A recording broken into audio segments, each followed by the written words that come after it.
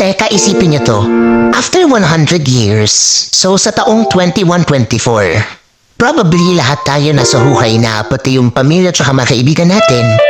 Mga strangers na rin yung titira sa bahay natin, pinaghirapan natin ng sobra. Lahat ng pagmamayari na meron tayo ay mapupunta na rin sa ibang tao. May chance din na lahat ng material na bagay na meron tayo is either natapon na or nasira na. Ultimo yung sasakyan na pinag-ipunan natin para mabili. Yung mga anak ng mga anak natin, for sure hindi na tayo kilala ng mga yun.